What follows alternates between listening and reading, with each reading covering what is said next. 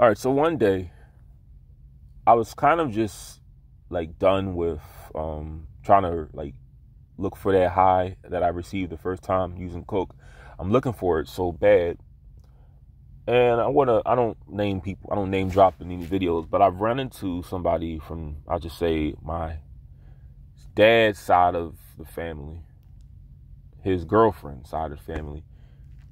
It's kind of awkward talking about it, but I just asked him out of the blue one day, because he looked like he sold drugs. Because I was beginning to realize, I was beginning to connect dots on what drug dealers look like. Like every time I walked around, like neighborhoods I didn't live in, like I worked. So at the time, I worked.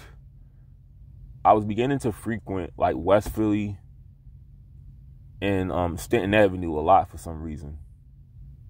And I began to just notice, like, anytime I saw, like, black dudes standing outside, like, in groups or standing on, like, a corner, they were, like, drug dealers. I just began to connect the dots, like, this is what a drug dealer looks like. Because I'm not from the streets. I don't pick up on things like that very easily.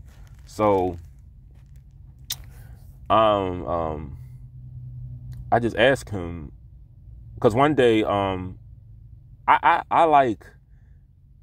I socially smoked before. Like, there was this brand of cigarettes called Timeless Time. It was the cheapest brand of cigarettes ever, and I think they were menthols.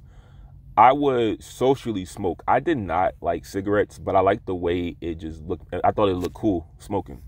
So one day he just asked me, when did you start doing that? And I just said, oh man, I was all lying. Like, I've been doing this for years. And then he was telling me about weed. Like, if you know somebody that wants to buy and this and that, hit me up. I got his number and everything. And out of the blue, I just asked him, do you know anybody that sells like coke? And he just said, yeah. And I was telling him, he was telling me like, he was telling me that, I was asking him how much because I don't understand. I don't really know like prices based off of weight very well. I'm thinking, I was telling him I had $100. I'm thinking I can get two bags, like the $40 bags, that the small bags that the guy got me. I'm thinking that I can get that from him. Maybe I guess I trust him more because, I know him a little longer. I don't really know him, to be honest, but I'm thinking like maybe I can get more. I can get the two bags and just hopefully I can get something off of that. Man, he came to my house. I gave him $100, I believe. It was $100. And he gave me like 7 or 8 of the little bags that I got. The little bags that the guy gave me. He gave me 7 or 8 of those. I just like, bro, I get all this? I'm like George Floyd when it comes, no disrespect, but I'm like fucking George Floyd. Like I'm like, damn, bro, I get all this shit. I get 7, 8 bags. You give me all this for $100. I think cause I really no, I think it was 10 bags. It was 10 bags. And not all of the bags were filled up completely. Some were partially filled, but I didn't care. I was like, this is enough to feel good for like, I don't know, the whole week. I'm just like, I'm gonna just use one bag a day. Well, I wasn't using no one bag a day because I would use, so this is what you call binging on cocaine. I combined the 2 bags. I was just telling myself that maybe if I just try 2 bags, maybe I'll feel that, I'll get that feeling, and it hit me within seconds. And I was doing the same shit, walking around in circles, looking at porn. And anytime I felt that the high was going to come down, I would just do more. So I'm just doing lines all night long on my brother and me got for Christmas of '08. We got this Uno game, the Family Guy Uno game. like it was in like a little metal container. So I used that as what I did my cocaine on. And I'm on all night. I'm just literally I'm just doing lines all night long. And what's a little uncomfortable is, see, I'm not promoting drug use on this channel. But when your lips come in contact with cocaine or any anesthetic at that, your lips turn numb. Your lips get really numb, and it's very uncomfortable. So I accidentally like licked it. I licked one of the bags, and my lips got numb. And I'm just literally just on a binge all night long. Like I blew $110, and I'm having fun. It was this because I think too, I don't think I used here's the thing. I don't think I used all the bags, because when my mom went to work in the morning time, I did a little bit after she left home. I did a little bit in the morning time, because it was this really it was this Indian lady who worked as a dishwasher at my job. I mean, she was real thick, real pretty. And I was just thinking about her the whole time I'm on this shit. Like her, like I didn't hallucinate or anything. That's the thing.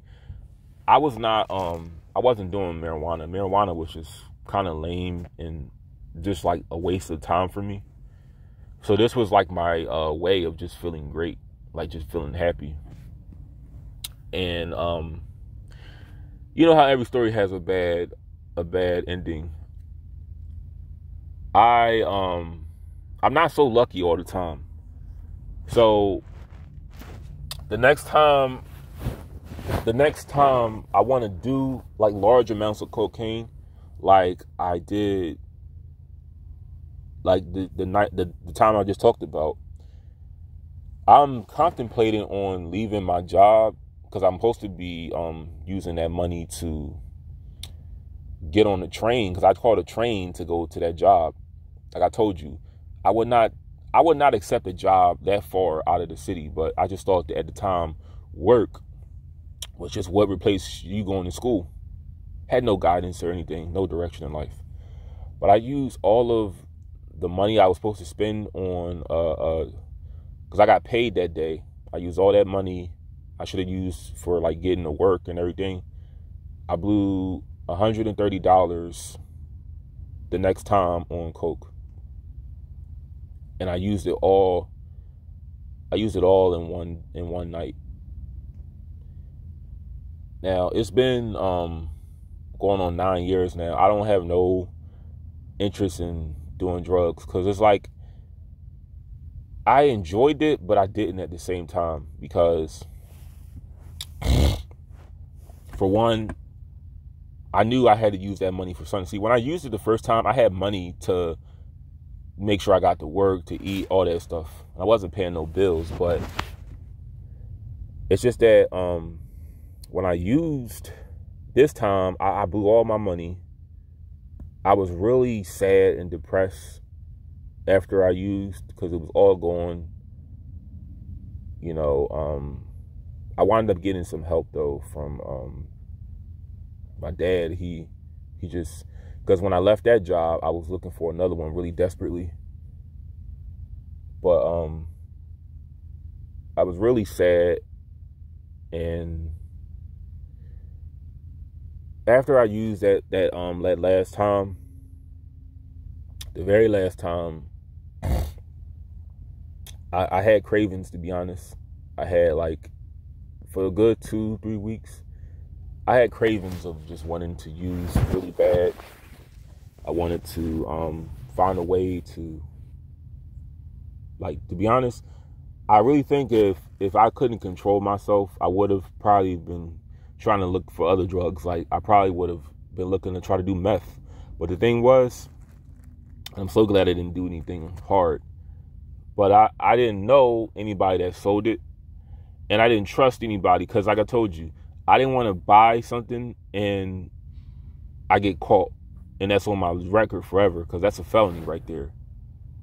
See, everything I did was in a closed environment, and people who gave it to me, I knew they were like in my family.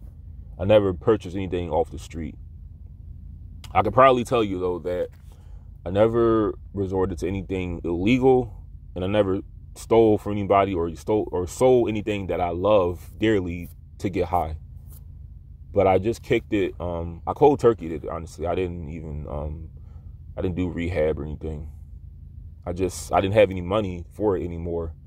So that's why I just stopped using. But who's to say, like, if it would have been crack, would I been able to stop? Because I'll tell you this. When you don't have money for something, it's really hard, and when you fear jail, it's really hard to support something that you can't afford. But who's to say if it would have had an influence on me, like a real influence on me, where I couldn't control myself? Who's to say I wouldn't started stealing or breaking into people's houses? Who's to say? But like I said, I don't drink, I don't smoke. When I had the opportunity to drink at 21, I just decided not to, because I just said I never really liked alcohol, and I just thought a lot of those things weren't for me.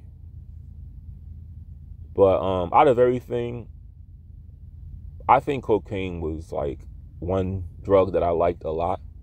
But given the chance today, being a lot more older and mature, I would not do it now. For one, it's illegal. Two, that shit fucks your brain up and your mind. I have seizures, so I could instantly die, spontaneously. And, I just have more respect for myself. No real man spends his money on feelings to obtain feelings and levels of euphoria. No, you don't spend your money on that kind of shit. But I wasted close to $400 on some shit that was from South America. And yeah, that's just that. But I haven't smoked weed in years, haven't done any coke in years, 9 years, and I haven't drunk any alcohol. And I think that's why I'm a little more.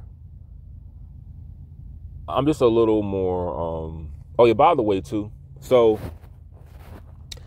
that's when the vegetarianism started for me, because when I heard Russell Simmons' story, now it's all for.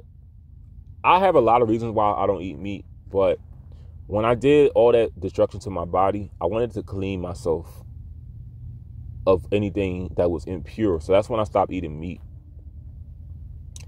because Russell Simmons, he did stuff similar to what I did, and he stopped drinking, and he stopped doing drugs, and that's when he became like a vegan. And I wanted to go down a similar road. I know I told people I've been a vegan since I was 13, but actually I've been a vegan going on 9 years now. So it was actually 20 years old, not 13. But but I believe in the things that I do. Like I don't ever plan on going back to meat. For one, I don't get sick not eating meat. I don't get sick. And I like the feeling of not hurting anything to obtain, energy.